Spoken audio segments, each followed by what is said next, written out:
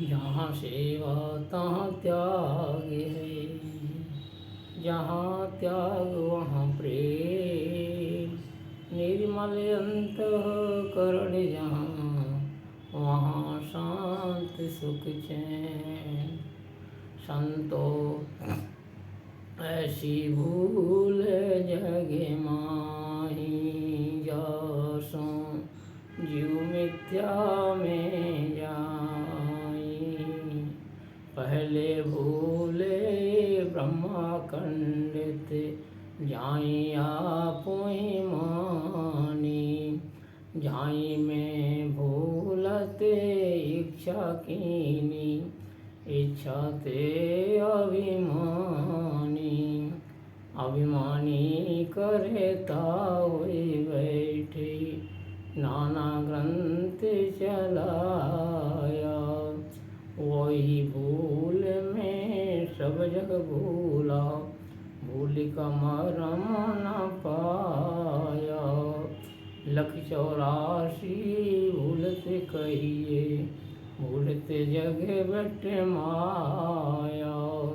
जो है सनातन सोई भूला, अब सो भूल ही खाया। भूल मिटे गुरु मिले पारकी, पारक देहि लखाई। कहीं कबीर भूल की औषध, पारक सबकी भाई। बीजक पद संख्या शब्द 115। यह बीजक का लास्ट शब्द है। प्रथम भाग का शब्द संख्या 115। इसमें सदगुरु कबीर साहब कहते हैं, संतो ऐसी भूल जग माही। हे संतो, हे सज्जनों, ऐसी भूल, ऐसी चूक जो संसार में फैल गई है, जासों भूल जीव मिथ्या में आई, जिससे ये जीव झूठ के बहाव में, मिथ्या के बहाव में, मिथ्या की धार में बहा जा रहा है। जैसे जीव मिथ्या में जाए। पहले भूले ब्रह्म अखंडित। आध्यात्मिक क्षेत्र में सबसे पहली भूल उनकी है जिन्होंने अपने आप को अखंड ब्रह्म मान रखा है और अपना ही रूप सारा संसार कि हमसे ही ये सब संसार बना हुआ है, हम ही सब में, हमारी ही छाया सब में है।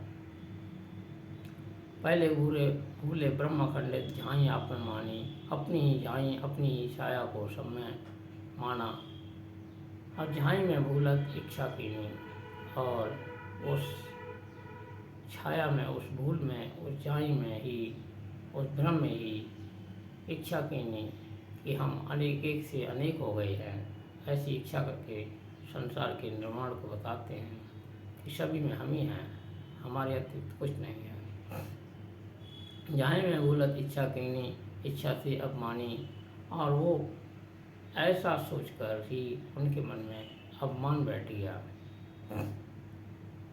अपमानी करता हुए बैठे, अपने आप को सब कुछ मान लिया कि हम ही इस संसार के रचयिता हैं, कर्ता धर्ता हैं। अपमानी करता हुए बैठे, नाना ग्रंथ बनाया, और अपमानी करता हुए बैठे नाना ग्रंथ बनाया। वही भूल में सब जग भूला, भूल से जग माया। अनेक ग्रंथों की रचना उस भूल में ही, उस अपनी मन की झाई में पढ़कर ही और अपने आप को मिथ्या में रखकर ही अनेक ग्रंथों की रचनाएं की। अन्य संसार के लोगों ने उन ग्रंथों को पढ़ा और वो संसार के लोग भी सभी भूल में बह गए, उसी भूल में फंस गए। नाना ग्रंथ बनाया, नाना ग्रंथ चलाया, वही भूल मैं सब जग भूला, भूलते जग बिटमाया। शायद कहते हैं, जो था सनातन सोई भूला। जो सनातन आत्मा चेतन था वो ही भ्रमित हो गया, वही भूल गया। जो था सनातन सोई भूला, सो अब भूल ही खाया। वो भूल के कारण ही खाया का मतलब कमज़ोर हो गया और अपने आप को भूल के अपने आत्मबल को न जान के अपने आप को दीनहीन समझने लगा और उससे वो बहुत कमज़ोर हो गया। अपने सत्ता को भूल गया, अपने निष्ठ रूप को, आत्म चेतन सत्ता को, अपनी ताकत को, अपने आत्मबल को भूल गया, इसलिए वो दीनहीन हो गया। साहब कहते हैं, भूल मिटे गुर मिले पारखी, पारखते लखाई।